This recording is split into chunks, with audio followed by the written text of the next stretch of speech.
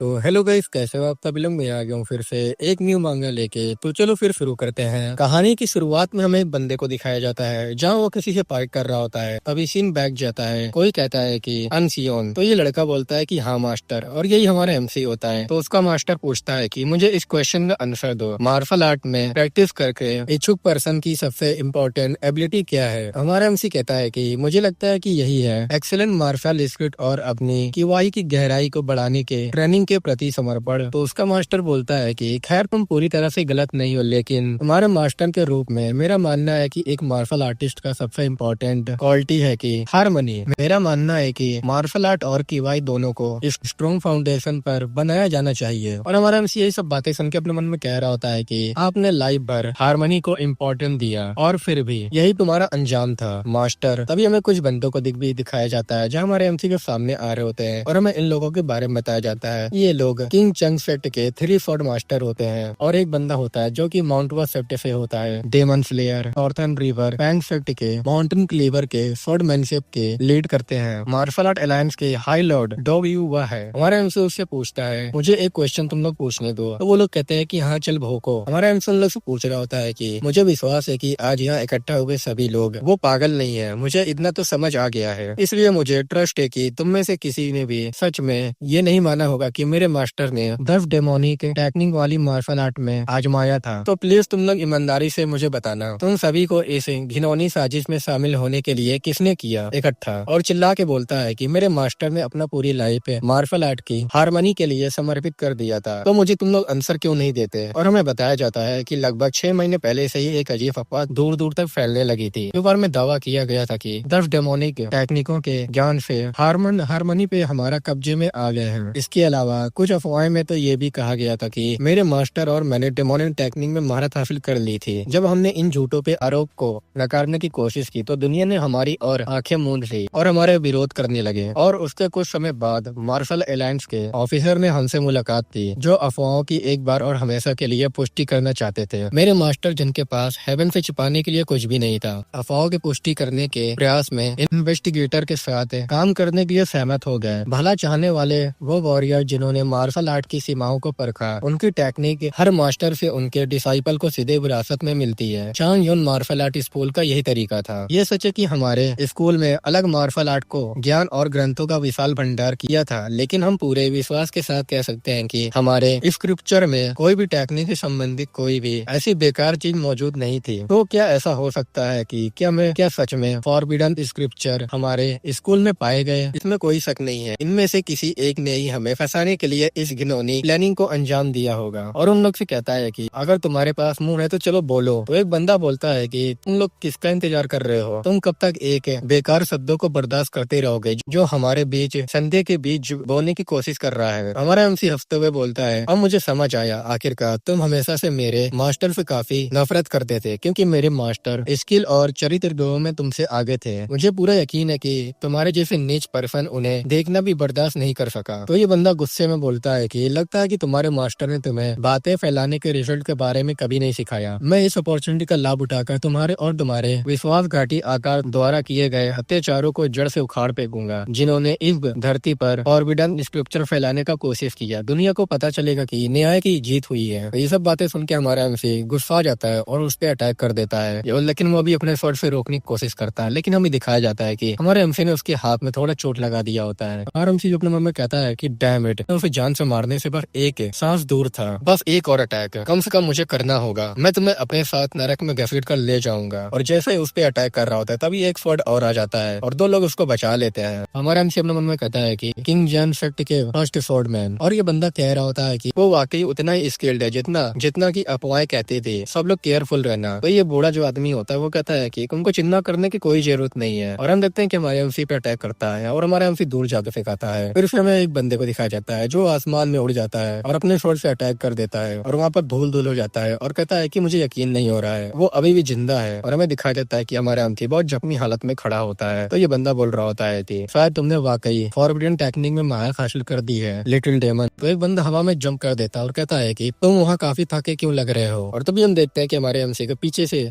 आता है और धम्म से हमारे एमसी के तलवार घुसेड़ देता है और हंसते हुए कहता है कि मैं फेयरवेल गिफ्ट के रूप में अपनी 2 उंगलियां खुशी खुशी कुर्बान कर दूंगा, परलोक में इनका अच्छे से यूज करना। तो कुछ बंदे पूछते हैं क्या ये सब खत्म हो गया है? कोई एक बंदा बोलता है कि हाँ। जो लॉर्ड होता है वो कहता है कि मेरे साथियों, इसके साथ ही हमने बेकार पर्सन को मार डाला और उसके डिसाइपल को भी। ये सोचकर हैरानी होती है कि तुम अब भी सांस ले रहे हो। क्या ये फॉर्बिडन आर्ट में महारत हासिल करने का रिजल्ट है? मुझे तुमको अपनी आखिरी उदारता दिखाने की इजाजत दो। डेथ के बाद के लाइफ तक की तुम्हारी जर्नी अभी लंबी है। अपनी डेथ की ओर प्रस्थान करने से पहले अपने मास्टर से कुछ शब्द कहने के लिए इस मोमेंट का लाभ उठाओ। और हमारा एमसी भी एकदम जख्मी हालत में मरते हुए अपने मन में कहता है कि तो ये इसका अंत है। मुझे माफ कर देना मास्टर, मैं आपका बदला नहीं ले सका, इसलिए मैंने तुमसे कहा था कि हम इतने दयालु और भोले नहीं हो सकते। काश मुझे एक और मौका मिल जाता, मैं हर कीमत पर इन लोग से बदला जरूर लूंगा। इसलिए मास्टर, आफ्टर लाइफ में इतने भोले और दयालु मत बनिएगा, ठीक है? फिर हमारे एमसी की आंखें भी बंद हो जाती है। तभी वहाँ पर एक लॉकेट को भी दिखाया जाता है जो कि वो चमक रहा होता है। फिर हमें अगले सीन में कहीं और का दिखाया जाता है जहाँ कुछ बच्चे मार्शल आर्ट का प्रैक्टिस कर रहे होते हैं और एक बंदा वहाँ नीचे गिरा हुआ होता है और कोई कहता है कि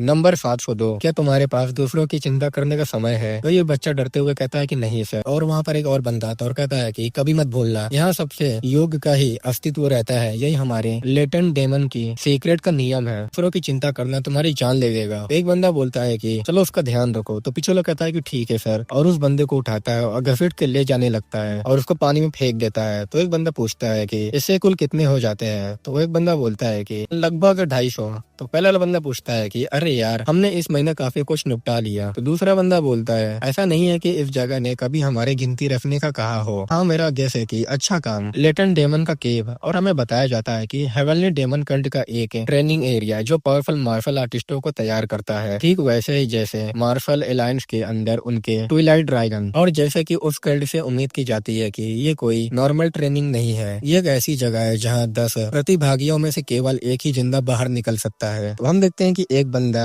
किसी बंदे के पास आता है। वो कहता है कि सर, ये पिछले 6 महीनों की रिपोर्ट है। और ये बंदा उस लेटर को देख रहा होता है और ये होता है लेटेंट डेमन का जनरल डायरेक्टर होता है। जनरल डायरेक्टर कह रहा होता है कि ऐसा लगता है कि हमने उनकी संख्या में काफी कमी कर दी है, कितने बचे हैं? तो सामने वाला बोलता है कि कम से कम 600। तो बोलता है कि 600, और अपने मन में कहता है कि सर्वाइवल ऑफ द फिटेस्ट। अगर तुम स्पीड बनाए रखने में फेल रहे तो तुम्हारी डेथ हो जाएगी। अगर तुम स्ट्रॉन्ग नहीं बन पाए तो भी तुम्हारी डेथ हो जाएगी। अगर तुम सहन करने में फेल रहे तो भी तुम्हारी डेथ हो जाएगी। ये एक बिल्कुल सेंसिबल सिस्टम है। लेटेंट डेमन प्रोजेक्ट का अंतिम गोल कल्ट के फ्यूचर को मेक श्योर करना है। हम अपने काम को हल्के में नहीं लेंगे। तो जनरल डायरेक्टर सामने वाले से कहता है कि बचे हुए लोगों में से कौन ग्रेट प्रॉमिस को शो कर रहा है? तो सामने वाला बंदा बोलता है कि ये उस रिपोर्ट से बिल्कुल अलग नहीं है जिसे मैंने 6 महीने पहले तैयार किया था। नंबर 1, 17 और 109 ने लगातार अपने साथियों से बेहतर अच्छा काम किया है। तो जनरल बोलता है कि यानी वो 3 अभी भी जिंदा है। तो सामने वाला कहता है कि हाँ, ये सही है। तो जनरल बोलता है कि खैर, उन्हें प्रतिभा में कर्म में ग्रामकृति किया गया था, इसलिए मुझे लगता है कि ये सही है। और नंबर 17 वो अभी भी जिंदा है ना? तो बोलता है कि हाँ। फिर अपने मन में बोलता है कि जैसे कि मैंने उम्मीद की थी, स्पेशल सिचुएशन के कारण उन्हें केवल 17 नंबर मिला। सच में उसका टैलेंट प्रोबेबली नंबर 1 के बराबर है। और 109 100 से ज्यादा नंबर होने के बावजूद वो जबरदस्त विकास और एबिलिटी दिखा रहा है, वो काफी स्ट्रॉन्ग होगा। तो जनरल उससे बोलता है कि और उन तीनों के अलावा और कोई भी मेंशन करने के लायक नहीं है। तो सामने वाला कहता है कि एक और है जो कि 900 है। तो बोलता है कि 900 क्या इस प्रोजेक्ट को शुरू हुए 1 साल नहीं हो गया है? तो सामने वाला बंदा बोलता है कि हाँ सर, लगभग उतनी ही संख्या में अधिकांश बच्चे पहले ही फेल हो चुके हैं। तो ये सब बातें सुनकर जनरल अपने मन में कहता है, यहाँ तक कि जो लोग उस चिपचिपे पदार्थ में थे उन्हें भी अब तक फेल हो जाना चाहिए था। अगर मैं सही हूँ तो उनमें लगभग 6 महीने पहले से बदलाव दिखने शुरू हो गए थे। और उसे कहता है कि मुझे बताओ। फिर हमें अगले सीन में एक लड़के को दिखाया जाता है जो कि आके बेड पे लेट जाता है और अपने मन में कहता है कि मैं बहुत ज्यादा ही थक गया हूँ, और अपने हाथ को देख रहा होता है और कहता है कि नहीं, मुझे अभी नींद नहीं आ रही है। और उठ के बैठ जाता है, मोमबत्ती जला के मेडिटेशन करने लगता है। और यही हमारा एमसी होता है जो कि लोकेट के थ्रू रीइंकार्नेट होके यहाँ पर आ जाता है और अपने मन में कहता है कि क्या 6 महीने बीत चुके हैं? मुझे पूरा यकीन है कि मेरी डेथ हो गई थी, फिर भी मैं किसी न किसी तरह अब जिंदा हूँ। मुझे फिलहाल ऐसी यादें आ रही है जो मेरी नहीं है। पहले तो मुझे ये जानकर बहुत हैरानी हुई कि मेरी यादें इस बच्चे की यादों से जुड़ी हुई थी। मैंने इस बारे में काफी समय से सोचा है, लेकिन मुझे अभी तक ये समझ नहीं आया कि मैं यहाँ कैसे और क्यों हूँ। मेरे पास एक मात्र तरीका अनुमान यही है। लॉकेट को देखते हुए अपने मन में कहता है कि इसका सबसे अच्छा रिलेशन इसी चीज से है। इस लॉकेट में अवश्य कोई मिस्टीरियस पावर हो जो मुझे लाइफ की दुनिया में वापस ला सकेगी। और हमें बताया जाता है कि जिस प्ले पर मुझे होश आया वो हेवनली डेमन कल्ट के एरिया के अंदर था। जिस बॉडी में मैं करंट में हूँ वो 900 नाम के एक टैलेंटलेस बच्चे का बॉडी है और इन बच्चे की यादों के अकॉर्डिंग मेरी डेथ हुए 1 साल से भी कम समय हुआ है। ये सब मिस्टीरियस से घिरा हुआ है। हालांकि एक बात तो क्लियर है, मैं कसम खाता हूँ इस बार मैं अपना बदला जरूर लूंगा। मेरे बदले का भाला तुम्हारे दिल को चीर देगा। डॉगलियो, सोल को इग्नाइट करो ताकि हेवन का रिफॉर्म हो सके। अर्थ के आकार देने के लिए बॉडी का संचालन करो। ऐसा करने से तुमको हेवन की सोल और ठोस अर्थ का बॉडी प्राप्त होगा। इसे हेवन की ओर एग्रेसर सोल का बॉडी कहा जाता है। ये एक ऐसी टेक्निक थी जिसका प्रैक्टिस कभी कुआन जन फेट के नाम जाने जाने वाले ग्रुप द्वारा किया जाता था। नॉर्मल तौर पर हासिल करने के लिए आपको 10 को या उससे भी ज्यादा समय तक ट्रेनिंग करने की जरूरत होगी। मुझे पूरे यकीन है कि इस बच्चे का बॉडी इस टेक्निक के अलावा किसी और टेक्निक से सहन नहीं कर पाएगा, लेकिन इसमें पहले से ही कुछ धीमी गति से बदलाव देखने लगी है। ऐसा लगता है कि मैंने इस बॉडी के अंदर 3 साल के बराबर की वाई इकट्ठा कर लिया है। मैंने हेवन की और एग्रेसर सोल को बॉडी का यूज करके इस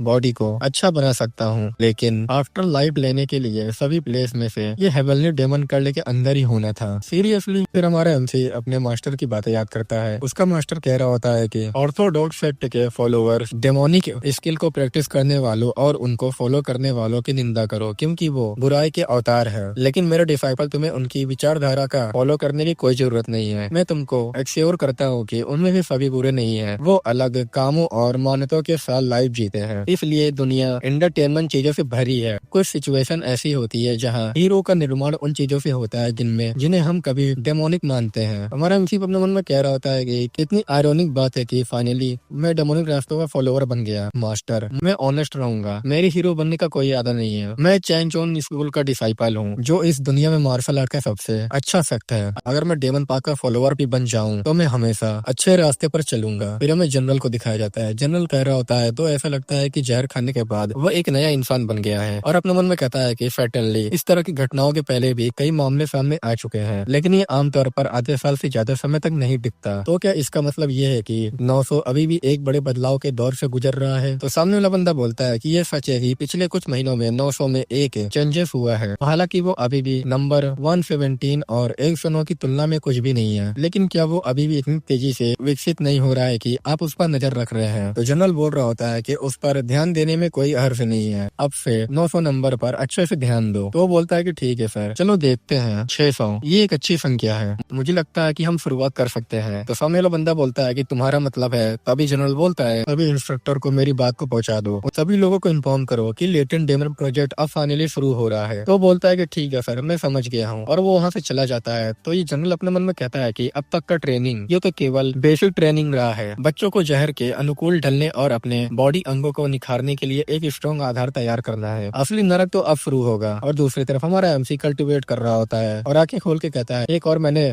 ब्रेक थ्रू कर लिया है, और अपनी पावर को चेक कर रहा होता है। तभी वहाँ पर ड्रम बीट होता है। सभी लोगों से कहा जाता है कि सभी स्टूडेंट इकट्ठा हो जाओ तुरंत के तुरंत। सभी लोग वहाँ पर आ जाते हैं। जो ट्रेनर होता है वो कहता है लगता है तुम सब लोग यहाँ पर मौजूद हो। मुझे उम्मीद है कि तुम सभी ने अच्छा आराम किया होगा, क्योंकि अब से हम तुम्हारे ट्रेनिंग को और भी तेजी से बढ़ा रहे हैं। तभी हमें दिखाया जाता है कि एक ट्रेनर कुछ लेके आता है बोरी में। तभी हम देखते हैं कि वहाँ पर कुछ खड़े होते हैं। बंदा बोलता है कि स्टील की हथकड़ियों का सेट है, इसका वजन कम से कम 15 पाउंड है। तुम में से हर पर्सन आगे आओगे और उसे एक सेट मिलेगा। हर पर्सन 4 लेगा। आज से तुमको हर समय अपने हाथों और पैरों पर ये वजन बांध कर रखना होगा। फिर हमें माउंटेन रेंज का सीन दिखाया जाता है जहाँ हमारा एमसी भाग के ट्रेनिंग कर रहा होता है, और जो इंस्ट्रक्टर होता है वो बताता है कि इस स्टील की हथकड़ियों में से हर का वजन 7.5 पाउंड है। अब से तुम सभी को अपने पैरों और हाथों पर ये हथकड़ियां पहनकर ही ट्रेनिंग करना होगा। तुम्हारे पास अभी से शुरू होकर लगभग 4 घंटे का समय है। पहाड़ पर चढ़ो और झंडा वापस लाओ। जो लोग चुनौती के शर्तों पर पूरा करने में फेल रहेंगे उन्हें नाश्ता करने की इजाजत नहीं दी जाएगी। हमारा एमसी भाग रहा होता है और अपने मन में कह रहा होता है कि लगता है मुझे अभी तक इनकी आदत नहीं पड़ी है, क्योंकि वो यहाँ नीचे घात लगाकर झंडे लिए किसी पर हमला करने की प्लानिंग बना रहे हैं। ये बहुत चालाक लोग हैं। ये डेफिनेटली काफी परेशान करने वाला हो जाएगा। फिर हमारा एमसी वहाँ पर पहुंच जाता है और एकदम हालत खराब होती है और कहता है कि फाइनली मैंने अपने बॉडी से 30 पाउंड स्टील बांधकर चढ़ाई की। मुझे ऐसा लग रहा है जैसे मैं मरने वाला हूँ। अभी वहाँ पर 17 होती है। वो कहती है क्या तुम ठीक हो? तुम काफी थके हुए लग रहे हो। तो हमारा एमसी कहता है कि तुम? तो वो जाते हुए बोलती है मैं सबसे पहले नीचे जा रही हूँ। तो हमारा एमसी उसको जाते हुए अपने मन में देखता है। वो कहता है तो क्या ये वही है 2 अंकों वाली संख्या में छिपी जीनियस, मुझे और भी ज्यादा हार्ड ट्रेन करने की जरूरत है। फिर हमारा एमसी भी एक झंडा ले लेता है और अपने मन में कहता है कि आखिरकार मुझे थोड़ी राहत मिली, लेकिन मुझे अपनी बॉडी के ठंडा होने से पहले निकल जाना चाहिए। लगभग 30 झंडे बचे हैं। दूसरे ग्रुप में 100 से ज्यादा बच्चे होंगे। बाकी बच्चों के आने का समय हो गया है। अगर हम चोरी करने की कोशिश करने वालों को भी हटा दें तो भी झंडों की संख्या के मुकाबले कैंडिडेट की संख्या बहुत ज्यादा है। मुझे पूरा यकीन है कि जैसा ही उन्हें पता चलेगा कि सबके लिए पर्याप्त झंडे नहीं है, वो तुरंत लड़ना शुरू कर देंगे। तभी हमें दिखाया जाता है कुछ लोग लड़ भी रहे होते हैं। हमारा एमसी कहता है कि जैसा मैंने सोचा था, मुझे जल्द से जल्द यहाँ से निकलना होगा। फिर हमारा एमपी तेजी से बंदर तरह भागने लगता है और कह रहा होता है मन में, अगर मैं झंडे का इस्तेमाल भाले की तरह करूँ तो नीचे उतरना इतना मुश्किल नहीं होगा। तभी हमारे एमसी को आवाज आती है। एक बंदा कहता है कि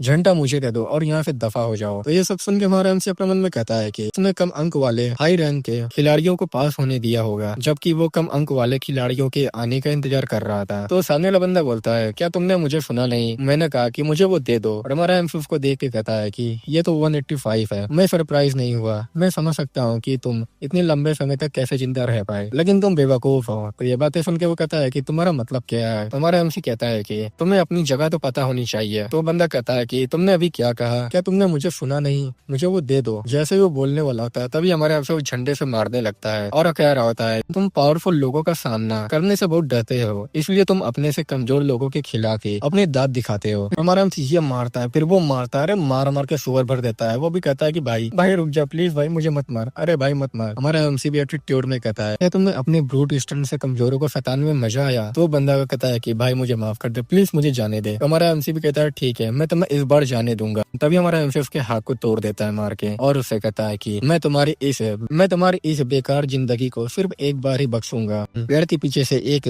ट्रेनर देख रहा होता है। वो कहता है कि बहुत खूब। तभी एक ट्रेनर बोलता है कि ये एक झंडा है, चलो अपना खाना ले लो। फिर हमारा एमसी बैठ के गॉप गॉप गॉप गॉप गॉप गॉप खा रहा होता है। हमारा एमसी भी अपने मन में बोलता है कि लगता है वो इसे जाने देने का इरादा नहीं रखता है, दूसरा मौका नहीं मिलेगा और मैं उसे जान से मार दूंगा। ट्रेनर भी हमारे एमसी को बस देख रहा होता है। फिर हम देखते हैं कि ट्रेनर ने सभी को बुला लिया होता है और कहता है कि आज से तुमको रियल मार्शल आर्ट सिखाई जाएगी। हमारा एमसी के प्रमाण में कहता है कि मार्शल आर्ट, बंदे भी कह रहे होते हैं, तो इसका मतलब ये है कि हम अब तक मार्शल आर्ट नहीं सीख रहे थे। तभी हम देखते हैं कि ट्रेनर अपने फोर्स को यूज करके जमीन को एकदम क्रैक कर देता है। ये देख के हमारा एमसी अपने मन में कहता है कि इसमें कोई डाउट नहीं है, वो फर्स्ट रेट का वॉरियर है, सीनियर ट्रेनर। उसके पास एक माध्यम आकार के फिफ्ट के बराबर पावर है। और ट्रेनर बोल रहा होता है, अब जब तुम चुप हो मैं जारी रखूंगा। तुम आज से ही रियल मार्शल आर्ट सीखना शुरू करोगे। हालांकि तुम तुरंत डिफिकल्ट मार्शल आर्ट को प्रैक्टिस नहीं कर पाओगे। जिस प्रकार तुम ढीले रेत के ऊपर स्ट्रॉन्ग किले नहीं बना सकते, पिछले 1 साल से तुम्हारा ट्रेनिंग एक ठोस और स्ट्रॉन्ग फाउंडेशन बनाने के लिए था। और एक बुक निकाल के बोलता है, सबसे पहले तुम कल्टीवेशन करना सीखोगे। ये डार्क फ्लावर और रेड स्पिरिट का स्क्रिप्चर है। ये हमारे कल्ट की प्रीसियस कल्टीवेशन है। जो पढ़ना जानते वो दाएं और खड़े हो, बाकी लोग बाएं और खड़े हो सकते हो। तो हमारे एमसी अपने मन में कहता है कि डार्क फ्लावर और रेड स्पिरिट, इसमें कोई डाउट नहीं है, ये तुम्हारे बॉडी के अंदर प्योर डेमोनिक एनर्जी उत्पन्न करके एक किवाई को बिल्ड करता है। तो ट्रेनर सभी से कहता है कि जल्दी करो, सब लोग मूव करो। तो वो लोग एक जगह पर ऐसे खड़े हो जाते हैं जैसे उसने बोला होता है। तभी वहाँ पर एक और बंदा आता है। वो कहता है, तो क्या ये लोग हैं जो पढ़ सकते हैं? तो पहला बंदा कहता है कि हाँ सर। जो सीनियर होता है वो कहता है कि आज दोपहर के खाने से पहले खाते हैं स्क्रिप्चर की 30 लाइन याद करना। अगर तुम इसे याद करने में फेल रहे तो तुम्हें आज खाना नहीं मिलेगा। तुम में से जो लोग पढ़ नहीं सकते, दोपहर के खाने तक 1000 अक्षरों में से 2 अक्षर सीख लो। ठीक उन्हीं तरह अगर तुम इसी चुनौती को पूरा करने में फेल रहे तो तुमको खाना नहीं मिलेगा। चलो शुरू करो। सीरम में बताया जाता है डार्क फ्लावर और स्प्रेड मेथड। जब डार्क फ्लावर और स्प्रेड मेथड आपस में मिलते हैं तो वो पूरी तरह से खिल सकता है। पूरी तरह से खिला हुआ फूल हेवनली डेमन का प्रतीक है, जो खुद उस कल्ट का लीडर है। सच कहूँ तो मुझे काफी लालच हो रहा है, लेकिन मैं पहले से ही चांग जोन स्कूल का डिसाइपल हूँ। डेमोनिक कल्ट भले ही अपने स्किल्ड को सबसे पावरफुल होने का दावा करे, लेकिन चांग जोन स्कूल भी हेवन के नीचे सबसे पावरफुल होने का दावा करता है। मैं अपनी जड़ों को नहीं छोड़ सकता। वेट डेमोनिक स्किल पर्सन को तेजी से डेमोनिक एनर्जी इकट्ठा करने की परमिशन देती है, लेकिन उनमें स्थिरता और सुरक्षा का अभाव होता है। डार्क फ्लावर और रेड स्पिरिट विधि प्योर डेमोनिक एनर्जी को तेजी से कंट्रोल करती है, लेकिन स्टेबिलिटी की कीमत पर। चांग जोन स्कूल की ऑर्थोडॉक्स किवाई टेम्पर्ड से पर्सन बहुत ही स्थिर रूप से किवाई एक्यूमुलेट कर सकता है, लेकिन ये धीमी भी है। तो क्या होगा अगर मैं चांग जोन स्कूल की ऑर्थोडॉक्स किवाई को डेमोनिक डार्क फ्लावर और रेड स्पिरिट किवाई को साथ मिला दूं? अगर मैं सक्सेसफुल रहा, मुझे डेमोनिक स्किल के माध्यम से अपनी ची एनर्जी को तेजी से बढ़ाने में एबल होना चाहिए। फिर भी चांगलोग स्कूल की किवाई से इसे स्टेबल बनाए रखना चाहिए। कोशिश करने में कोई हर्ज नहीं है। मुझे लगता है मैं सही समय का इंतजार करूंगा और इसे आजमाऊंगा। फिर ट्रेनर बोलता है कि सभी लोग इकट्ठा हो जाओ, आज दोपहर हम ऑब्जर्वेशन करेंगे और प्रैक्टिस करेंगे। ऑब्जर्वेशन ही स्क्रिप्चर की लाइन का यूज करने का तरीका है। इससे तुमको अपनी बॉडी के अंदर की एनर्जी ची का अनुभव करने में हेल्प मिलेगा। जब तुम्हारे अंदर कुछ गर्म या ठंडा महसूस हो, इसकी तुरंत रिपोर्ट करने के लिए अपना हाथ उठाओ। तो हमारा एमसी अपने मन में बोलता है क्योंकि मेरा नंबर 900 है, इसलिए अगर मैं पहले ही दिन या दावा करूं कि मैं QI को महसूस कर सकता हूं, तो उनके लिए ये बात समझ में नहीं आएगी। नंबर 17 भी ऐसा दिखावा कर रही है जैसे कुछ हो ही नहीं रहा है। यहाँ तक कि जिन अदर लोगों को QI महसूस हुआ वो कुछ भी रिपोर्ट नहीं कर रहे हैं। मुझे पहले दूसरों को देखना चाहिए और ऐसा समय चुनना चाहिए जो ना तो बहुत तेज हो और ना ही बहुत धीमा हो। मुझे लगता है कि मुझे तभी रिपोर्ट करना चाहिए। तभी वहाँ पर ट्रेनिंग भी खत्म हो जाती है और ट्रेनर कहता है कि बाहर जाते समय आगे आकर खाना ले लेना। अब बाकी की शाम अपनी इच्छा अनुसार बिताने के लिए फ्री हो तुम लोग। हमारा एमसी अपने रूम तरफ जाते हुए बोलता है मेरे पास दूसरे बच्चों के साथ मेल जोल करने का समय नहीं है। इस जगह से निकलने के लिए मुझे इलाइट के बीच खड़ा होना होगा। अगर मैं वो भी नहीं कर सकता तो बदला लेना तो लगभग नामुमकिन है। फिर हम देखते हैं कि यहाँ पर 17 आती है और कहती है कि ओए तुम। हमारा एमसी भी उसको देखता है, वो कहता है कि क्या हुआ, और वो कहती है कि वो तुम ही थे है ना, मैं 185 नंबर की बात कर रही हूँ। तो हमारा एमसी भी अपने मन में बोल रहा होता है चिढ़ते हुए, ये सोचकर ही मुझे दुख होता है कि मैंने एक शरारती बच्चे को अपने पीछे से चुपके से आने दिया। यह कमजोर बॉडी भरोसेमंद नहीं है। 17 कह रही होती है क्या तुम अब तक अपनी पावर को छुपाते रहे हो। तो हमारा एमसी कहता है कि और मुझे तुमको ये बात क्यों बतानी चाहिए, तुम्हारे लिए भी यही बात लागू होती है। तो ये बातें सुन के वो चौंकते हुए कहती है तुम जानते थे तुम काफी इंटरेस्टिंग हो। हमारा एमसी कहता है कि मेरी नजर बहुत दूर दूर तक है और अपने मन में बोलता है कि मुझे नंबर 17 की टैलेंट और टीचिंग की प्रक्रियाओं के आधार पर कुछ डाउट था, लेकिन ऐसा लगता है कि वो इस कल्ट के हायर रैंक मेंबर में से किसी एक की बेटी है। हमारे एमसी से वो बोलती है कि मुझे लगता है कि फिलहाल इसे सीक्रेट रखना ही बेहतर होगा, लेकिन तुमको पता है ऐसा लगता है कि 185 को तुमसे वाकई बहुत ज्यादा दुश्मनी है। मैंने उसे थोड़ी देर पहले अपने दांत तीसते हुए देखा था। हमारा एमसी भी ये सब बातें सुन के अपने मन में बोलता है जैसे कि उम्मीद की थी किसी पर्सन का रातों रात नहीं बदला जाता। हमारे एमसी से वो बोलती है मुझे जैसा लगा था तुम इस बारे में काफी कूल हो। मुझे पता है कि तुम 185 को जितनी बार चाहो उतनी बार हराने के लायक हो। हमारा एमसी कहता है कि मैंने पहले भी कहा था इसे बहुत बड़ी बात बताकर बात करना बंद करो, जबकि तुम लगभग मेरे जैसे ही हो। और क्या तुम्हें ये नहीं पता कि लेटन डेमन की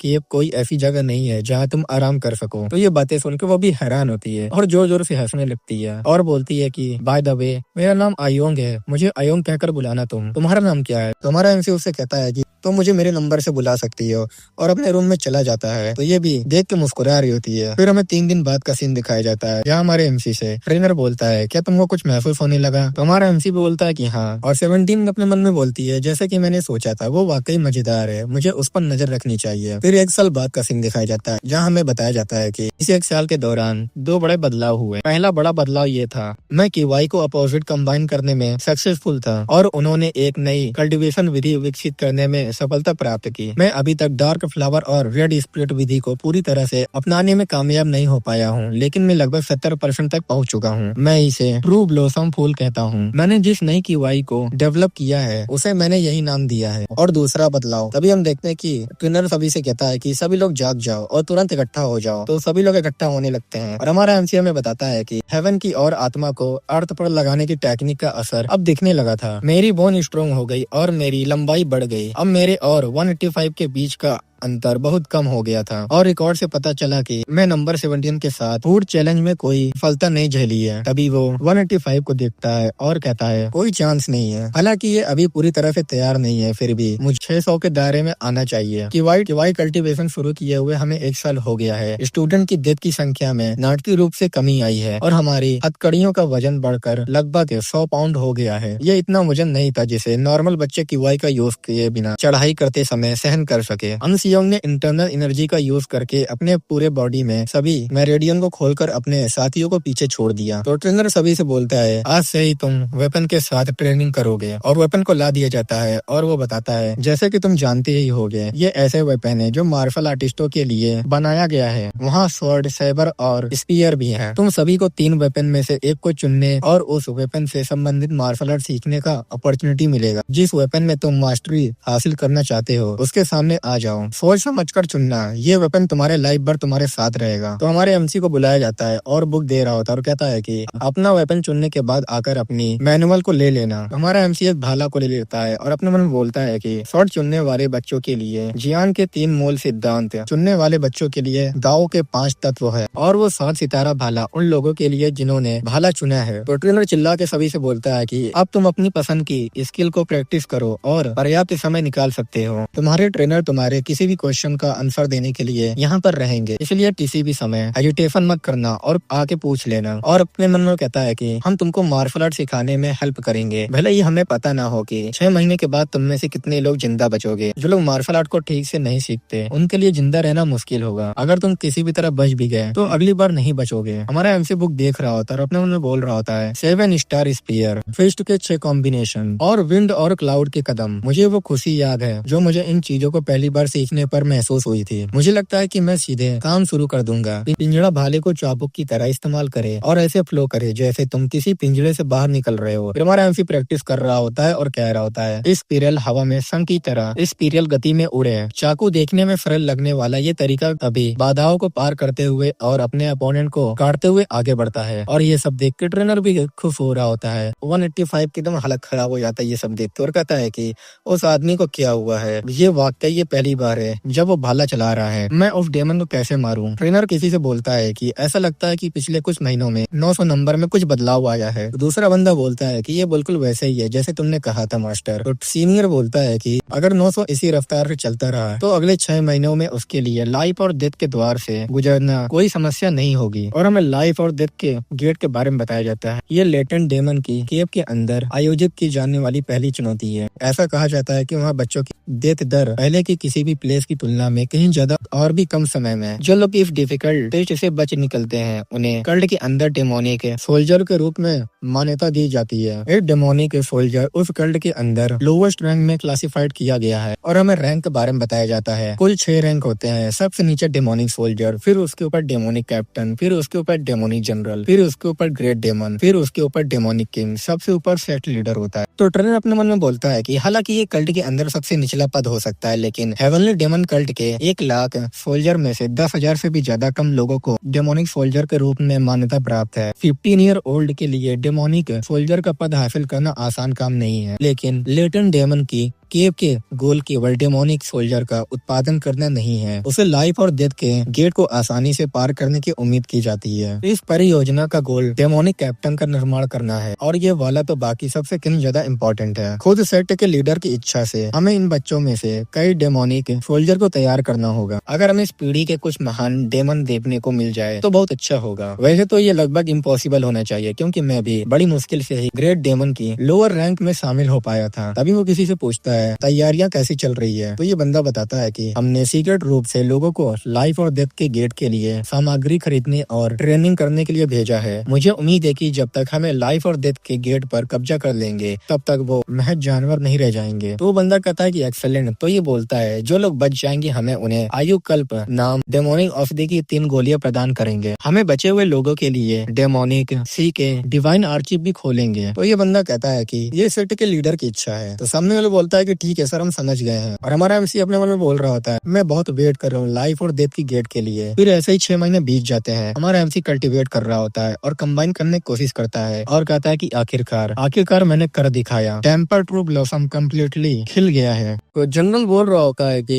ऐसा लगता है कि तुम सभी ने अपने स्किल में सुधार किया है, हालांकि तुम में से आधे लोग मर जाएंगे। और अपने मन में कहता है कि लाइफ और डेथ के गेट। और उन लोग से बोल रहा होता है जैसे ही तुम मुकदमे की सुनवाई में कदम रखोगे तुमको लाइफ और डेथ के बीच के एक्सपीरियंस का सामना करना पड़ेगा। अब तक की तुम्हारी कड़ी ट्रेनिंग के बावजूद इस बात की बहुत ज्यादा प्रोबेबिलिटी है कि तुम इस टेस्ट में पास नहीं हो पाओगे, इसलिए अपनी पूरी ताकत से प्रैक्टिस करो। अगर तुम फेल हुए तो तुम्हारी दर्दनाक मौत होगी, क्योंकि तुम्हारे अंग फाड़ दिए जाएंगे और तुम्हें जिंदा ही खा लिया जाएगा। इस बात को दिल से समझ लो, हमारे कल्ट के सबसे योग्य का ही एग्जिस्टेंस माना जाता है। कमजोरों के लिए हमारे यहाँ कोई जगह नहीं है। हम तुमसे फिजिकली और मेंटली दोनों रूप से स्ट्रांग बनने की अपेक्षा करते हैं। अगर तुम सफल हो जाते हो तो ये कल्ट तुमको एक बेहतर फ्यूचर देगा। फिर हम देखते हैं कि वही गेट के पास हमारा एमसी जा रहा होता है और अपने मन में कह रहा होता है कि एक दर्दनाक मौत हमारा इंतजार कर रही है जहाँ हमें जिंदा ही खा लिया जा सकता है। तो क्या मैं एक खूंखार जानवर का सामना कर रहा हूँ, लेकिन इससे कोई प्रॉब्लम नहीं होनी चाहिए। तभी हमारे एमसी को कुछ महसूस हो जाता है और कहता है कि मुझे 4 लेग बीस्ट की प्रेजेंस महसूस हो रही है और उसकी आंखें भी चमक रही है। टियान फिन का ग्रेट उल्फ, मुझे और भी कुछ नहीं सेंस हो रहा है। मुझे लगता है कि मुझे खुद को लकी समझना चाहिए कि मेरा सामना किसी झुंड से नहीं हो रहा है, इसलिए तो उन्होंने मुझे लोहे का भाला दिया। इसके बिना मैं इसकी खाल को हार नहीं पाऊंगा। तभी हमारे अंदर कुछ महसूस होता है और कहता है इसने मेरे क्वेश्चन का आंसर दिया। मुझे ये सोचकर ही सरप्राइज होता है कि मेरा सामना एक ऐसे जानवर से होगा जिसे मार्शल आर्टिस्ट से लड़ने का ट्रेंड किया गया हो। अब मुझे समझ में आया कि वो इस मुकदमे के जरिए आधे स्टूडेंट को मार डालने की उम्मीद क्यों कर रहे हैं। ये आसान नहीं होगा। तभी हमारा से मुस्कुराता और कहता है कि इंटिमिडेशन ऑरा, चलो मॉन्स्टर आ जाओ, मैं तुम्हें जल्दी मार डालता हूँ। और दूसरी तरफ हमें सीनियर को दिखाया जाता है जहाँ जनरल से कह रहा होता है मुझे लगता है कि पहला ग्रुप अब तक लाइफ और डेथ के गेट में इंटर कर चुका होगा। तो जनरल बोल रहा होता है कि हाँ, उनका सामना ग्रे वोल्फ से होना चाहिए और जैसे आपने ऑर्डर दिया है लेटेन डेमन की केव में मौजूद 30 स्टूडेंट के लिए हमने उनका मुकाबला अल्फा उल्फ से कराया है। अल्फा उल्फ पहले से ही अधिकांश बाघों से भी ज्यादा पावरफुल थे, लेकिन अब ये लोग औसत वॉरियर से कहीं ज्यादा स्ट्रॉन्ग बन चुके हैं। सीनियर पूछता है कि उनका जिंदा रहने की प्रोबेबिलिटी कितनी है। तो वो बोलता है हमें उम्मीद है कि जो बच्चे मार्शल आर्ट से पहले ही कुछ हद तक परिचित है वो इसमें भाग लेंगे। जिंदा रहने की प्रोबेबिलिटी सबसे ज्यादा होगी। बाकी बचे लोगों के बारे में हमारा मानना है जी उनमें से ज्यादातर लोगों की मौत हो जाएगी। तो सीनियर अपने मन में बोलता है कि टॉप 30 भी कम नहीं है, उनका मुकाबला अल्फा उल्फ से होगा। अगर वो सरवाइव कर गए तो वो हमारे सेट के लिए और भी ज्यादा योग्य साबित होंगे। मुझे तुम्हारी लोगों की प्रोग्रेस देखने की बेसब्री से इंतजार है। 900 नंबर। हमारा एमसी दूसरी तरफ लड़ रहा होता है और हाँफते हुए कह रहा होता है शानदार, मुझे पूरा यकीन है कि मैंने फिदा निशाना लगाया, लेकिन मुझे अब एक खरोची आई है। ये बहुत ज्यादा टफ है। मैंने शुरू में इसे डराने वाले प्रभाव की मदद से एक ही हमले में खत्म करने की प्लानिंग बनाई थी, लेकिन ये मेरे लिए प्रैक्टिस की निगाहों से दूर रहकर मार्शल आर्ट का करने का एक अपॉर्चुनिटी है। तुम मेरे टेस्ट सब्जेक्ट के रूप में काम करोगे। अभी हमारे एमसी के ऊपर वो उल्फ अटैक करता है, लेकिन हमारा एमसी उसके अटैक को डॉज कर लेता है और पीछे आ जाता है और अपने मन में कहता है कि मुझे ये मिल गया है, लेकिन ये एक मामूली घाव है। मेरी फाउंडेशन और सेंस बहुत ज्यादा सॉलिड हो चुके हैं, लेकिन अगर मैं केवल भाला चलाने की बुनियादी टेक्निकों पर ही निर्भर रहूं तो इसमें काफी समय लगेगा। सबसे बुरी सिचुएशन में मुझे अपनी जान जोखिम में डालनी पड़ सकती है। क्या मैं अपनी जान जोखिम में डाल दूं एकमात्र जानवर के खिलाफ? अभी हमारा एमसी फिर से इंटिमिडेशन ऑरा का यूज करके उस पर अटैक करता है, लेकिन वो डॉज कर लेता है। फिर हमारा एमसी दूसरी तरफ से अटैक करते हुए कहता है कि नहीं, तुमको ऐसा नहीं करना चाहिए। फिर हमें अगले सीन में देखते हैं कि हमारे एमसी ने उल्फ को हरा दिया होता है और उस गेट से निकल जाता है। तो देखता है कि वहाँ बहुत ढेर सारे लोग होते हैं और अपने मन में हमारा एमसी कह रहा होता है कि मुझसे पहले 20 स्टूडेंट यहाँ पर आ चुके हैं। कुछ लोग सीरियस रूप से घायल हैं, लेकिन कुछ अदर लोग बिल्कुल ठीक होते हैं। 17 हमारे एमसी से पूछती है लगता है तुमको वहाँ काफी मुश्किलों का सामना करना पड़ा है। हमारा एमसी उससे कहता है ये इतना आसान बिल्कुल नहीं था। तो 17 बोलती है सही कहा ना, मैं भी लगभग मर ही गई थी। हमारा एमसी अपने मन में कहता है कि छोटी, और उसके स्वर को देखते हुए कहता है अपने मन में ऐसा लगता है कि जैसे उसने एक ही अटैक में उसे मार डाला। और वहाँ पर बैठ जाता है और कहता है मैं समझ गया, मुझे लगता है कि मुझे आराम करने की जरूरत है। और अपने मन में बोलता है उस उम्र में एक ही वॉर में उल्फ को मार गिराना, मुझे लगता है कि उसका टैलेंट पहले से ही टॉप लेवल की है। मुझे समझ में आता है कि नंबर 17 मेरे सामने वही सुनवाई में कैसे पास हो गई, लेकिन ये बात अजीब है, ये लोग मुझसे पहले कैसे पास हो गए? क्या ऐसा हो सकता है कि टेस्ट सभी के लिए समान शर्तों पर आयोजित नहीं की गई थी? तभी हम देखते हैं कि उस गेट से 185 दिया जाता है। तो हमारा एमसी उसको देख के अपने मन में बोलता है क्योंकि 185 लोग भी जिंदा बच गए हैं, तो मुझे लगता है कि मेरा देश सही है। खैर चाहे जो भी हो, ट्रायल खत्म हो गया है। मुझे अपनी इंटिमिडेशन ऑरा को बेहतर बनाने पर ध्यान देने की जरूरत है। ये बहुत इफेक्टिव है, फिर भी इसमें कमी है। मुझे टेम्पर ट्रू ब्लॉसम को और भी ज्यादा रिइंफोर्स करने की जरूरत होगी। अब भी सबको क्लियर लगता है जैसे चारों ओर कोहरा छाया हो, लेकिन जब कोहरा हटेगा तभी मैं टेम्पर ट्रू ब्लॉसम में इम्प्रूव लाने के साथ साथ भय की आभा को भी विकसित करने में एक बड़ी सफलता प्राप्त करूंगा।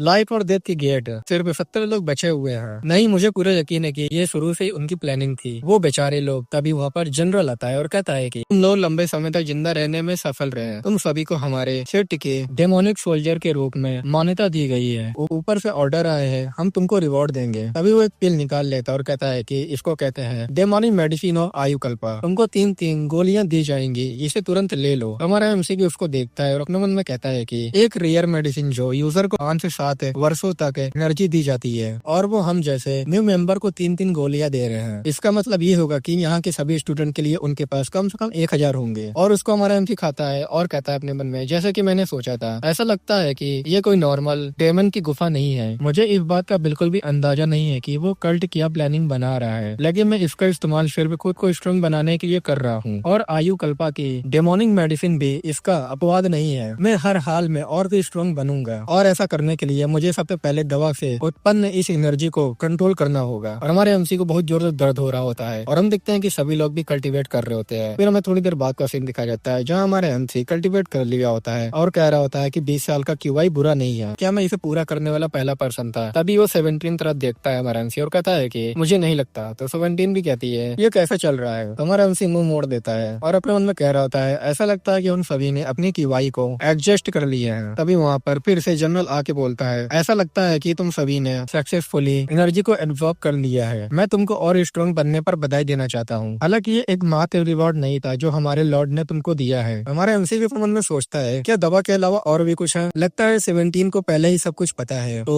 जनरल बोल रहा होता है सभी से, आज से तुम मार्शल आर्ट सीखना शुरू करोगे, और जिन स्कूल को तुम फॉलो करते हो ये वो लोग होंगे जिन्हें दुनिया की सबसे बेस्ट प्रतिभाओं के रूप में मान्यता मिलेगा। तो सभी लोग चलो मुझे फॉलो करो। तो वो हमारे एमसी बाकी सभी लोग उसको फॉलो करके जा रहे होते हैं। हमारा एमसी भी कहता है अपने मन में, अब हम लोग कहाँ जा रहे हैं? फिर हमें दिखाया जाता है कि वो लोग divine archive of the demonic सी के पास आ जाते हैं, और एक गेट होता है। हमारा एमसी उसको देख के कहता है कि आर्चिफ सेक्ट। कुछ बंदे कह रहे होते हैं कि divine archive of the demonic sect ये क्या प्लेस है? हमारा एमसी जी अपने मन में बोलता है, क्या ये वही जगह है जहाँ उस कल्ट द्वारा इकट्ठा किए गए सबसे बड़े मिस्ट्री छुपे हुए हैं? तो जनरल बोल रहा होता है, मुझे यकीन है कि तुम में से कुछ लोगों ने इसके बारे में पहले ही सुना होगा। मेरे पीछे डेमोनिक सी के डिवाइन आर्चिफ मौजूद है। किसी को भी पास आने या इंटर करने की अनुमति नहीं है। अपने आप को भाग्यशाली समझो कि तुम्हारे लॉर्ड ने तुमको ऐसा अवसर प्रदान किया है। लॉर्ड तुम्हारे ट्रायल में मिले सफलता से खुश हुए और उन्होंने तुमको इंटर करने की परमिशन दे दी है। तो हमारा एमसी कहता है कि हम लोग तो सिर्फ डेमोनिक सोल्जर है, फिर भी वो हमें अपने सबसे बड़े सीक्रेट तक पहुंचने की परमिशन दे रहे हैं। कठोर लेकिन सख्त फिजिकल ट्रेनिंग से शुरू होकर एनर्जी बढ़ाने वाली मेडिसिन और अब उनके विशिष्ट मार्शल आर्ट मैनुअल तक पहुंचना, ये एक सिद्ध और परीक्षित तरीका है जिससे एक स्किल मार्शल आर्टिस्ट को तैयार किया जा सकता है। क्या ये हो सकता है कल्ट वॉर छेड़ने की तैयारी कर रहे हैं? तभी जनरल सभी से बोलता है कि लेकिन ये जान लो, यहाँ उपस्थित तुम सभी को आर्चिव तक पहुँचना प्रदान की जाती है, सिर्फ एक बार। यही तुम्हारा एक लौता मौका है। तुमको आर्चिव से केवल एक ही मैनुअल लेने की अनुमति है, तो जल्दी से चूज कर लो। मुझे उम्मीद है कि तुम सभी को कोई ना कोई मार्शल आर्ट मिल जाएगा जो तुम्हारे लिए सूट करेगा। फिर हम देखते हैं कि वहाँ का गेट खुलने लगता है और दूसरी तरफ सिंगर कह रहा होता है, क्या बचे हुए लोग डेमोनिक सी के डिवाइन आर्चिव में एंटर कर चुके हैं? तो वो बंदा कहता है कि हाँ, सभी 72 जिंदे बचे लोगों के रिकॉर्ड अब आर्चिव में दर्ज हो चुके हैं। सीनियर बोलता है कि उन बच्चों पर कड़ी नजर रखो जो अपने लिए स्किल चुनने जा रहे हैं। तो प्रोबेबली उनमें सबसे तेज दिमाग वाले हैं जो आने वाले वर्षों में उनमें नाटकीय रूप से सुधार होने की प्रोबेबिलिटी है। खैर, अगर किसी महज एक संयोग होने की संभावना को छोड़ दे तो जब वो लौटते हैं तो उन्हें हमारे लॉर्ड के प्रति वफादारी सिखाना शुरू करो। तो जनरल बोलता है कि मैं ड्रग्स का सेवन न करने के सख्त ऑर्डर दिए गए थे। तो ये बातें सुन के सीनियर बोलता है, ये तो क्लियर है, हम उन्हें बुद्धिहीन कठपुतली बनाने की कोशिश नहीं कर रहे हैं। हमारे लॉर्ड जिस निष्ठा की अपेक्षा करते हैं वो वैसा नहीं है जैसे किसी बुद्धिहीन कठपुतली से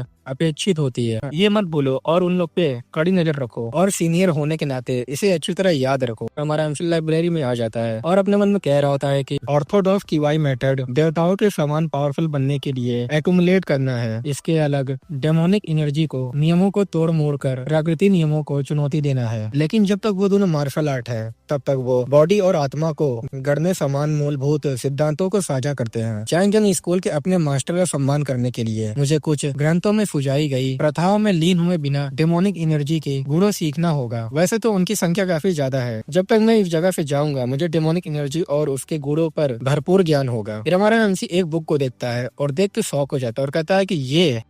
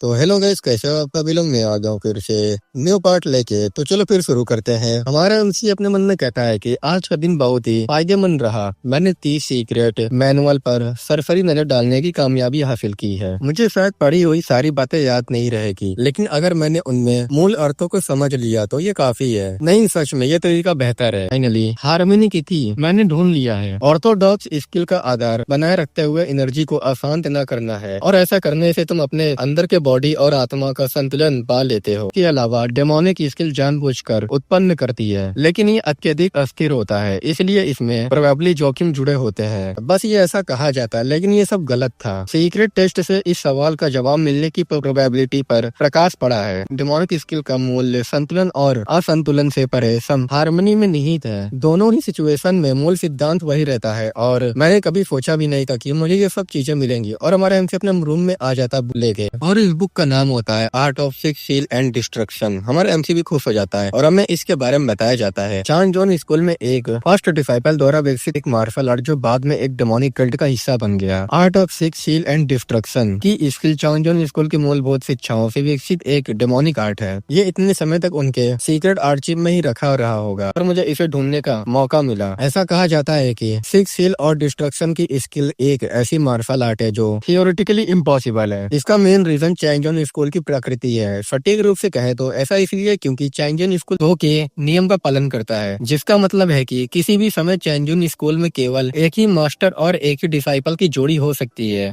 लेकिन चाइंजन स्कूल में कहीं भी ये नहीं लिखा है कि हमें एक समय में केवल एक ही डिसाइपल को ये स्किल सिखाना चाहिए। हालांकि चाइंजन स्कूल की स्किल को समझना और उसे अगली पीढ़ी तक पहुंचाना काफी डिफिकल्टी होती है। ऐसा रिजल्ट केवल एक डिसाइपल को ही सावधानी पूर्वक ट्रेनिंग किया जाता है, जिससे ऐसा प्रतीत होता है कि लेकिन पास्ट में ऐसे मास्टर भी रहे जिन्होंने एक ही समय में एक से ज्यादा डिसाइपल को ट्रेनिंग करने का मौका दिया था। चाइंजन स्कूल के फिफ्थ मास्टर के 2 डिसाइपल थे। चाइंजन स्कूल के विरासत को आगे बढ़ाने के लिए केवल एक ही योग्य था, जबकि दूसरा डेमोनिक स्किल के प्रति समर्पित होकर अपनी मार्शल आर्ट को करने की खोज में दुनिया भर में भटकता रहा। सिक्स सीलिंग और डिस्ट्रक्टिव स्किल का जन्म हुआ, लेकिन ये स्ट्रेंज है, इस स्किल से संबंधित रिकॉर्ड केवल चाइंजन स्कूल के ही पास होनी चाहिए। इस बात का कोई जिक्र नहीं था कि ये स्किल किसी डेमोनिक कल्ट को सौंपी गई थी। डेमोनिक कल्ट चाइंजन स्कूल और सिक्स सील और डिस्ट्रक्शन आर्ट के उस्ताद के बीच अवश्य कोई ना कोई रिलेशन होना चाहिए। लेकिन अभी सबसे इम्पोर्टेंट बात यह है कि सीक्रेट टेस्ट मेरे हाथों में है। ये ऑर्थोडॉक्स आर्ट और डेमोनिक आर्ट के हार्मनी का रिजल्ट है। सिक्स सील और डिस्ट्रक्टिव आर्ट मेरी सबसे तेज तलवार बनेगी, वो तलवार जो मेरे इनमी डॉगलियों को काट डालेगी। मैं ज्यादा एक्साइटेड नहीं हो सकता, मुझे अपनी नफरत को कंट्रोल करके उसे यूज बनाना होगा। मास्टर, मुझे परवाह नहीं है कि इसमें कितना समय लगेगा, मैं तुम्हारी मौत का बदला जरूर दूंगा, भले ही इसका मतलब ये हो कि मुझे फाइनली डेमोनिक कल्ट और यहाँ तक कि खुद हेवनली डेमन का सहारा भी लेना पड़े। आर्चिव से लौटने के बाद से लेटन डेमोनिक की गुफा में समय बिना किसी घटना के बीतता रहा। बस फर्क इतना था कि हमारे पास अपने लिए ज्यादा समय नहीं था। स्टूडेंट ने अपने खाली समय में अपनी अपनी मार्शल आर्ट को निखारने में बिताया। यहाँ डेमोनिक स्किल की कई विचित्र विशेषताएं प्रस्तुत की गई हैं, और वो इनमें काफी प्रोग्रेस भी दिखाई देती है। यहाँ डेमोनिक आर्ट की कई बिना डाउट कि ये ब्रिलियंट है, लेकिन साथ ही वो खतरनाक भी है। इसके बावजूद six seal and destructive art एक केयरफुली विकसित मार्शल आर्ट है। एक ही मूल्य से निकली 2 अलग अलग शैलियाँ। क्या मैं थीम और सफलता पूर्वक प्राप्त कर पाऊंगा? प्रैक्टिस करते हुए अपने मन में कहता है कि ये चाइंजन स्कूल की टेक्निक है और मेरे मास्टर द्वारा विकसित किया गया technique Night Ending Divine Spear, एक ऐसी स्किल जो दुश्मन को भाले की अंतिम वारों में सागर में डुबा देती है। और अगला सिक्स सील और डिस्ट्रक्टिव आर्ट, ये टेक्निक धरती को बेकाबू आग की तरह झुलसाने के समान है। वे विस्फोटक क्रूर बल के साथ हमलों को और भी ज्यादा स्ट्रॉन्ग बनाती है। ताकत और लचीलापन, बेमिसाल ताकत और फ्लो, क्या इन दोनों को मिलाकर कोई तरीका है? वो पानी और तेल की तरह, लेकिन इन विरोध तत्वों का मिलाकर यूज करना सही है। ये डार्क फ्लावर और ऑर्थोडॉक्स की वाई संयोजन से भी बड़ी चुनौती पेश करेगा, लेकिन अगर मैं इस कोशिश में सक्सेसफुल भी हो जाऊं तो मुझे लगता है कि इस चाइंजन स्कूल के किसी डिसाइपल को सौंपना लगभग इम्पॉसिबल है। फिर भी मैं एक ज्यादा पावरफुल और प्रभावशाली मार्शल आर्ट सीखना चाहता हूँ। मैं अपने मास्टर का बदला जरूर दूंगा। चलो फिर ठीक है, लेकिन ऐसा करने के लिए मुझे एंडिंग डिवाइन स्पीयर और टॉक्सिक, सेल, डिस्ट्रक्टिव आर्ट दोनों में महारत हासिल करनी होगी। फिर ऐसे ही 3 साल बीत जाते हैं और हमारा एमसी भी बड़ा हो जाता है और हमें बताया जाता है नदी में पानी लगातार बहता रहता है, लेकिन किसी समय ये मिस्टीरियस तरीकों से बिना किसी निशान के गायब हो सकता है। समय का फ्लो भी इससे अलग नहीं है। 3 साल पलक झपकते ही बीत गए। सीक्रेट डेमन गुफा के बच्चे बड़े हो गए और उनके बॉडी एक एक करके उनकी उम्र को दर्शाने लगे। हालांकि अपनी उम्र के ऑर्डिनरी बच्चे के विपरीत उन सभी के अंदर भयंकर औरास छिपी हुई थी। लेकिन बदलाव सिर्फ उनके बॉडी में ही नहीं हुआ, ये मेरे बॉडी में भी हुआ था। पिछले 3 सालों में कुछ लोगों ने मिलकर काम करना शुरू कर दिया और कुछ लोगों ने ग्रुप बना लिया, लेकिन उनमें से सभी ने ऐसे ग्रुप में शामिल होना नहीं चुना। कुछ लोगों ने दूसरों को इतना पीछे छोड़ दिया कि उन्हें ऐसे ग्रुप में शामिल होने की कोई जरूरत ही नहीं हुई और कुछ लोग अकेला रह गए, जैसा कि मैं। अभी हमें 185 को भी दिखाया जाता है जहाँ अपने ग्रुप वाले लोगों के साथ बैठा हुआ होता है। एक बंदा कहता है क्या 900 इतना बड़ा कमीना नहीं है? तो दूसरा बंदा बोलता है कि हाँ। तो पहला वाला बोलता है कि मुझे याद है कि उस कमीने ने मुझे कैसे बेइज्जत किया था। मैं उस घटिया इंसान से बदला लेना चाहता हूँ। मानो अकेले ट्रेनिंग लेने से इतना फायदा होगा। तुम्हें लगता है कि तुम सब कुछ जानते हो, लेकिन अब मैं वैसा नहीं रहा जैसा पहले था। तो दूसरा बंदा बोलता है ऐसा मुझे लगता है कि हमें एहतियात के तौर पर एक ग्रुप के रूप में ही चलना चाहिए। अगर हम सब मिलकर काम करेंगे तो हम 2 या 3 लोग मिलकर उसकी जमकर पिटाई कर सकते हैं। अभी उन लोगों को ट्रेनर की आवाज आती है कि सभी लोग चलो आ जाओ। 185 बोलता है कि चलो अब उस और चलते हैं। हमारा एमसी भी वहाँ पहुंच आता है और अपने मन में कहता है कि पिछले 1 साल में एक भी असेंबली नहीं हुई, लेकिन अब क्या चल रहा है? वेल, मुझे यकीन है कि इसके बारे में चिंता करने का कोई फायदा नहीं है। ट्रेनर समय पर सब कुछ समझा देंगे। तभी हमारा एमसी वहाँ आता है। तभी लोग जो है देख कर डरने लगते हैं। हमारे एमसी का ऑरा फॉर्म हो जाता है। 185 भी अपने मन में कहता है कि ये कमीना खुद को बहुत बड़ा और महान समझता है। हमारा एमसी भी देख के अपने मन में कह रहा होता है कितना जिद्दी कमीना है। क्या उसने अभी तक अपने तुच्छ बदले की भावना को नहीं छोड़ा है? वो भालू जितना बड़ा है लेकिन चालाक लोमड़ी की तरह बिहेवियर करता है, या फिर इसे सावधानी कहना चाहिए। ये आदमी को छोड़ देता हूँ, ये वाला तो और भी ज्यादा सिर दर्द है। और वहाँ पर 185 आती है। हमारा एमसी उससे कहता है कि क्या तुम मुझे फिर से परेशान करने आई हो? तो बोलती है कि अरे रहने दो, मैंने तो बस तुम्हें देखा था इसलिए यहाँ चली आई हाय बोलने के लिए, तुम चिंता मत करो। तभी हमारा ट्रेनर जमीन पे पैर मारता और कहता है कि सभी लोग साइलेंट हो जाओ। हमारा एमसी भी देख के अपने मन में कहता है कि जैसे कि मैंने उम्मीद की थी, उसकी फोर्स है, उसकी पैर में बहुत ज्यादा ही फोर्स है। जनरल सभी से कहता है कि पहला मैं तुम सभी को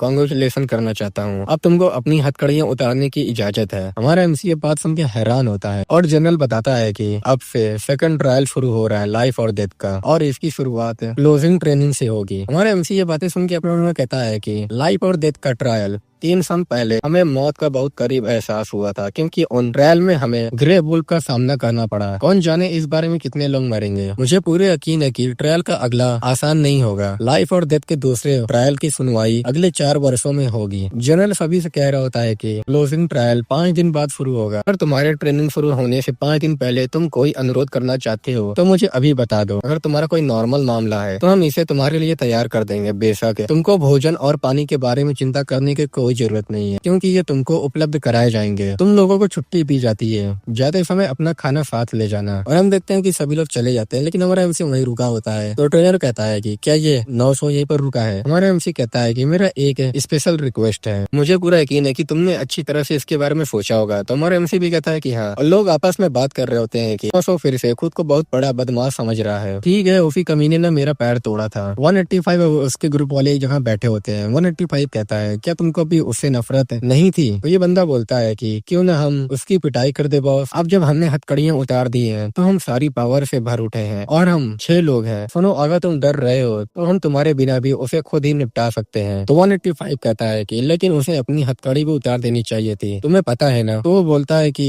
नहीं, देखो उसने अभी तक अपनी हथकड़ियां नहीं उतारी है, हमने तो अपने मास्क भी उतार दिया है। और अगर हम तुम्हारे बिना भी चले जाएं तो भी हमारे साथ 5 लोग हैं। ठीक है, हमें हथकड़ियां उतारने का मौका मिलने से पहले ही उसका चेहरा तोड़ देना चाहिए। 185 भी जोश में आके कहता है कि ठीक है, लगता है कि तुम लोग मेरे बिना भी इसे संभाल सकते हो। और अपने मन में कहता है कि ये लोग मुझे लगता है कि इनका इस्तेमाल चेहरा के रूप में करना चाहिए। अभी हमारा एमसी जा रहा होता है अपने रूम में, तो एक बंदा भी बोल रहा होता है कि अच्छा, हम उस बदमाश से निपट लेंगे, आप आराम से बैठकर शो का आनंद लीजिए। तभी हमारे एमसी जा रहा था गप गप करके खाते हुए, तभी उसे आवाज आती है। हमारा एमसी भी देखता है उन लोग को और कहता है कि उनके इरादे किलिंग इंटेंट से भरे हुए हैं, बिल्कुल वैसे ही जैसे मैंने सोचा था। वो उस पल का बेसब्री से इंतजार कर रहे होंगे जब वो आखिरकार उन हथकड़ियों को उतार सके। हमारा एमसी उन लोग से कहता है कि मुझे यकीन है कि मैंने पहले भी इसका जिक्र किया है, लेकिन मैं तुम लड़कों को सिर्फ एक ही मौका दूंगा और मैंने तुम्हें अगली बार मुझसे पंगा लेने की हिम्मत करने पर क्या कहा था। अभी हम देखते हैं कि जितने बंदे होते हैं हमारे एमसी पे अटैक कर देते हैं, लेकिन हमारा एमसी बीच वाले बंदे को पहले जान से मार देता है। ये देख के लोग कह रहे थे अपने मन में,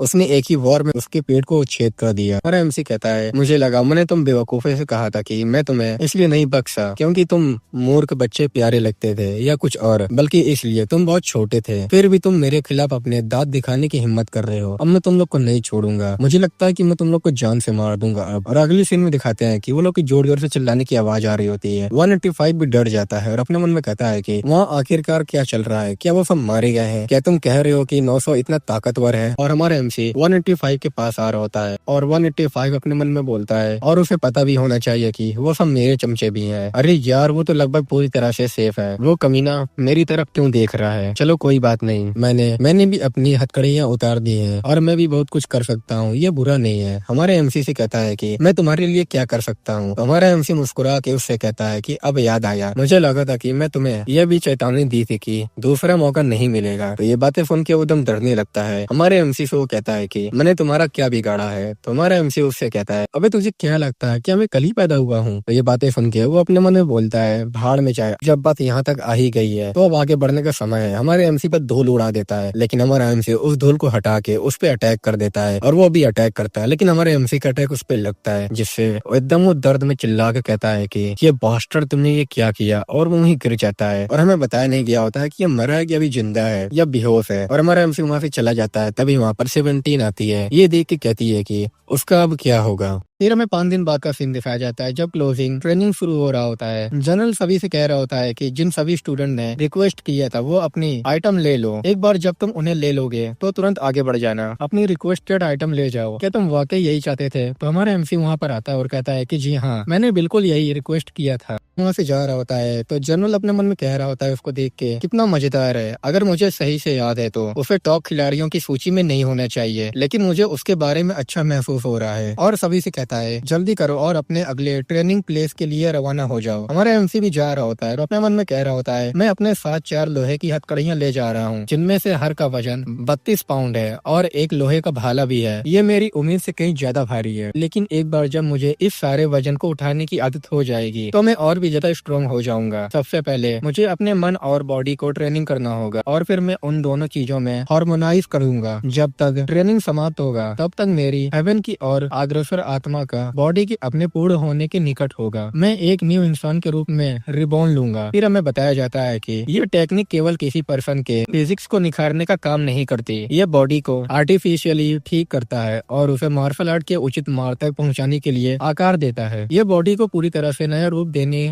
और नई ऊंचाइयों तक पहुंचाने का एक तरीका है। ये काफी पॉसिबल है कि ये वही विधि है जो अब शाओलिन में गायब हो चुकी है। ये डेफिनेटली एक एबनॉर्मल टेक्निक है। इसलिए जिस गेट की गार्ड इस समय से रखवाली कर रहे थे वो सच में क्लोजिंग ट्रायल के दौरान यूज की जाने वाली इंटरनल सुरागों की ओर जाता था। ये केव मेरी सोच से भी कहीं ज्यादा गहरी है। इस पर मैप और तराशने के कई संकेत मिलते हैं। इसका मतलब ये होना चाहिए कि उन्होंने नेचर चट्टानी संरचनाओं से एक बड़ी गुफा बनाने के लिए रिसोर्सेज का यूज किया होगा। तभी हम लोग देखते हैं कि वो लोग एक गुफा में आ जाते हैं और वहाँ बहुत अंधेरा होता है। तो जनरल सभी से कहता है कि वहीं रुक जाओ, अब से यही तुम्हारा प्लेस है और तुम लोग यहीं ट्रेनिंग करोगे। और वहाँ की मशाले भी जल जाते हैं और हमें दिखाया जाता है कि वो बहुत बड़ा ही गुफा होता है और छोटे छोटे कमरे भी होते हैं। और वो कह रहा होता है कि ये तुम्हारे क्लोजिंग ट्रेनिंग की शुरुआत है। अंदर बहुत ज्यादा जगह है, खाना और पीना भी होगा। सर्कुलेशन की ट्रेनिंग के लिए अपना लाइफ समर्पित करने के लिए तुम्हारे लिए एक ट्रेनिंग ग्राउंड है। एक बार जब तुम इसके अंदर जाओगे ट्रेनिंग से पहले तुम बाहर नहीं निकल सकते। हम एंट्रेंस गेट को सील कर देंगे, तो फिर तुम तैयारी कर लो। एमसी भी जा रहा होता अपने रूम और कह रहा होता अपने मन में, ये तो बहुत ज्यादा अंधेरा है, मुझे कुछ भी दिखाई नहीं दे रहा है, इसे सहन करना ही ट्रेनिंग का पहला भाग होगा। ये तो तुम अपनी मानसिक स्थिति को बनाए रखो या फिर पागलपन से मर जाओ। सबसे पहले मुझे इस अंधेरे की आदत डालनी होगी। क्या कोई हवा पत्थर की संरचना के अंदर किसी दरार से होकर गुजर रही है? गूंजती हुई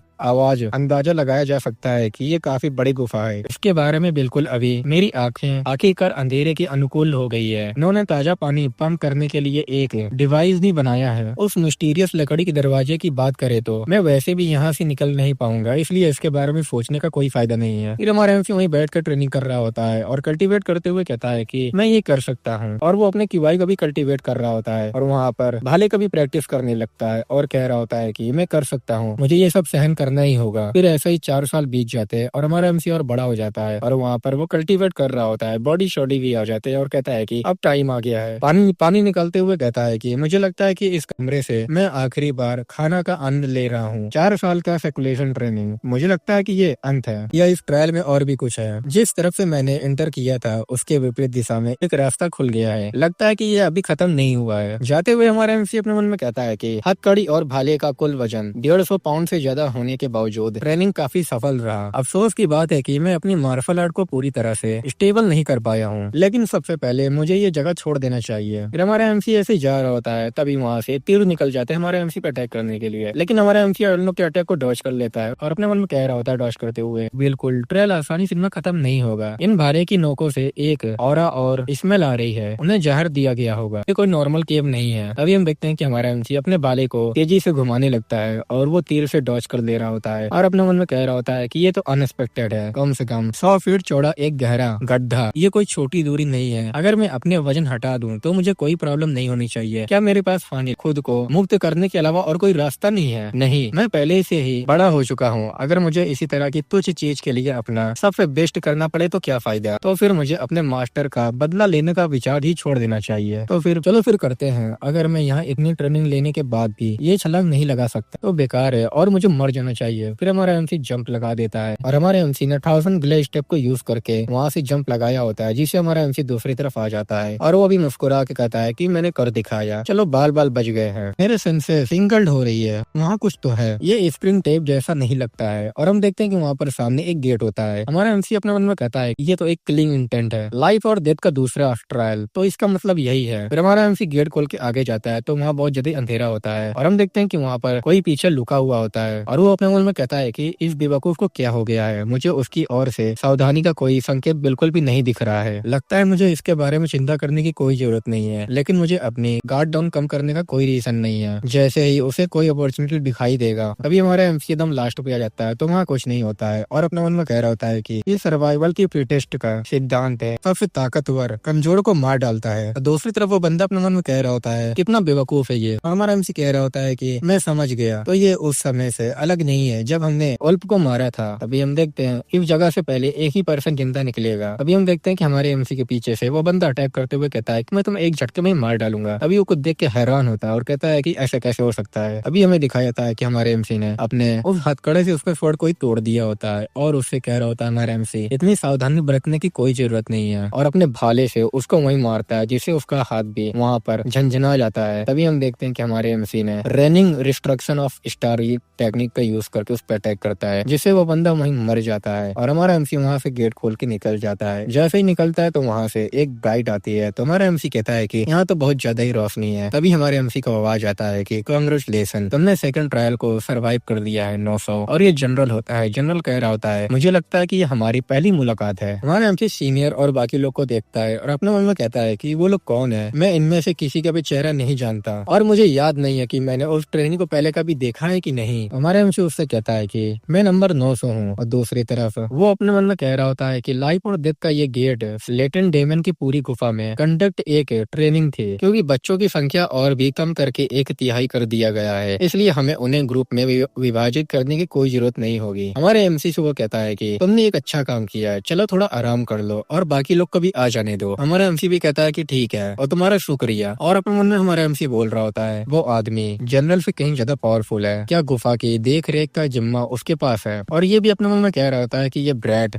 ये मुझे परखने की कोशिश कर रहा है और अपने मन में कह रहा होता है उससे पहले आए पर्सन के विपरीत 900 बिना किस खरगोश के ट्रायल पास कर लिया। वो हमारे कल्ट के लिए एक वरदान के समान है। तभी वहाँ से 17 भी निकलती है और कहती है कि लगता है कि बस इतना ही था। हमारे एमसी को देखती है और कहती है क्या तुम 900 हो, चलो तुमने अच्छा है कर ही लिया है। तभी वहाँ से और कुछ बंदे निकलते हैं। तो सीनियर देख के मुस्कुराता है और कहते हैं कि ये वो बच्चे हैं जो बहुत ज्यादा ही स्ट्रॉन्ग है। तो जनरल बोलता है कि ये 98 है जो कि बहुत घायल है। तो सीनियर बोल रहा होता है कि लगता है उनमें से कुछ लोग जिंदा नहीं बच पाए हैं, है ना। सभी लोग से कहता है कि वेल डन, लाइफ और डेथ के दूसरे द्वार को पार करके तुम सभी ने डेमोनिक सोल्जर के बीच प्लेस पाने का अधिकारी अर्जित कर लिया है। महज 20 साल की उम्र में तुम उस कल्ट के 2000 डेमोनिक कैप्टन में से एक बन गए हो। हालांकि ऐसा प्रतीत होता है कि तुम में से कुछ ऐसे भी हो जिनमें डेमोनिक जनरल बनने की योग्यता की कमी नहीं है, और अपने मन में बोल रहा होता है कि इस प्रोजेक्ट के लिए एक ही डेमन जनरल का निर्माण करना ही काफी होता है, लेकिन हमारे पास 117 और 109 और 900 है। और सभी से कहता है कि हमारे लॉर्ड ने तुम सभी के तुम्हारे कार्यों के लिए रिवॉर्ड देना समझा है। आज तुम लोग को जितना खाना उतना खाओ, तुम्हें कोई रोकेगा नहीं। भी हमें दिखाई देता है कि कुछ लोग खाना लेके आते हैं, वहाँ मुर्गा उर्गा सब रखा हुआ होता है। तो सीनियर बोल रहा होता है चलो जाओ आराम करो और खाओ, आज के बाद तुम सभी को सीक्रेट वॉरियर की गुफा के अंतिम भाग का सामना करना पड़ेगा। तुम्हारे आराम करने के बाद थर्ड गेट शुरू होगा, हम कल मिलेंगे, चलो जाओ खूब मजा करो। और वहाँ पर दावत चलने लगती है। तो एक बंदा कहता है कल वे हट मेरे सामने से, मुझे खाना पहले पेलने दे। और लोग भी कह रहे होते हैं कि साले हट जा, मुझे पहले खाने दे, मुझे खाने दे। सीनियर मुस्कुरा के बोलता है कि ये बिल्कुल वैसे ही है जैसे तुमने कहा था 900 में नाटकीय परिवर्तन हुई है। आज उसे देखकर कौन सोच भी सकता है कि 900 थी। तो जनरल बोलता है कि मैं खुद भी काफी सरप्राइज हुआ, मुझे पहले से ही अंदाजा था, लेकिन ये सोचना भी भयानक था कि वो सच में एक डेमोनिक जनरल के लेवल तक पहुंच जाएगा। तो सीनियर बोलता है कि नहीं, मैं तो कहूंगा कि वो सच में उससे कहीं बेहतर है, उसमें एक ऑर्डिनरी डेमोनिक जनरल होने से कहीं ज्यादा आगे जाने की क्षमता दिखाई देती है। तो ये बातें सुन के जनरल शॉक हो जाता है और कहता है क्या इसका मतलब ये है कि आप ये कह रहे हैं कि उसने लेडी आर्योम को पीछे छोड़ दिया है, वो 17 से भी ज्यादा ताकतवर है। तो सीनियर बोलता है कि कौन जाने, मुझे नहीं लगता कि मैं इसका जवाब दे सकता हूँ, हमें उस क्वेश्चन का आंसर कल ट्रायल के दौरान दिख जाएगा।